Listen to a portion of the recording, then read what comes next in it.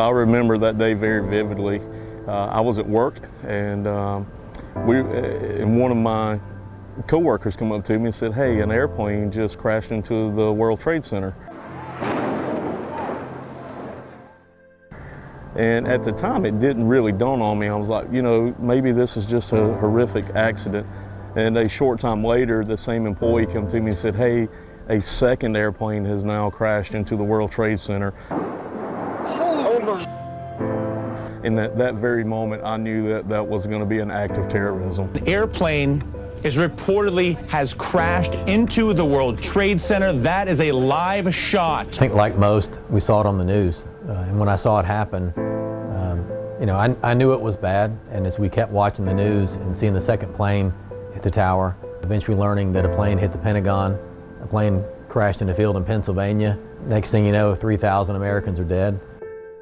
I also remember calling my guard unit. I was active duty in the National Guard at the time, and calling my guard unit and just kind of trying to get a sense of what's up. I was on vacation, but I called out there and I knew right away that things were about to change. And next thing you know, our unit is deployed to Tyndall Air Force Base, flying combat air patrols over the United States. Who would have ever thought that? I can hear you, the rest of the world hears you, and the people who knock these buildings down will hear all of us soon.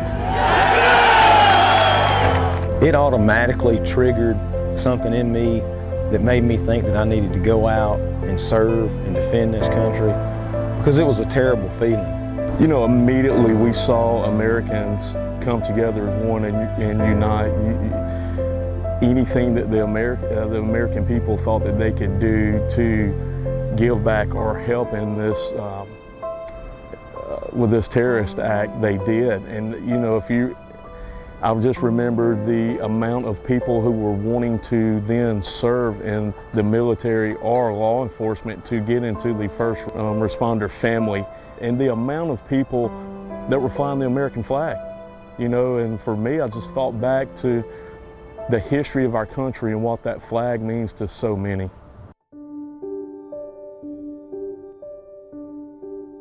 Everybody, not just a certain race, just everybody came together. It forced us to be able to remember the good in everyone, and it brought the good out, and that's always outstanding to see. We may not always get along, just like families, we fight amongst ourselves, but whenever somebody comes against us, we automatically unite. 9/11 has always been personal to me. Since that day, we lost almost 3,000 American lives to the act of terrorism. And I've always wanted to serve and give back to my community and my country. So being able to serve overseas on foreign soil in a time of conflict for my country been very personal, self-gratifying for me. But nothing prepared me like for attending the 9/11 Memorial in New York. Overwhelmingly moving. It'll give you chills. You won't leave there with a dry eye. But it's very moving to see the blue tiles on the walls that represent every single person that lost their lives that day. The rubble that's still there, the fire trucks that are mangled that never left that spot. It's very hallowed ground. And I encourage everyone to go see that, especially those in this line of work in the military. Once you get there and you can lay your hand on somebody's name, and then you go inside and you see the twisted I-beams, you see one of the fire trucks that responded that was totally destroyed, and so you're now actually putting faces with names. It's real. And for me, it was a very emotional tour to remind us of how tragic that event was. As we go through this time of reflection, I can't help but think about some of the ones that I've served with, and I think I have to remember some of the people that I've fought alongside and that aren't here today. And there's an individual that I serve with, and he's no longer here.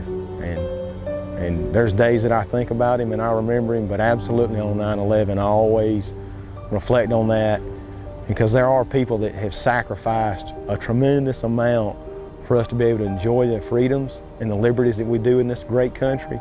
And I believe this is a time that we should, one, reflect on that, but also remember that, appreciate it.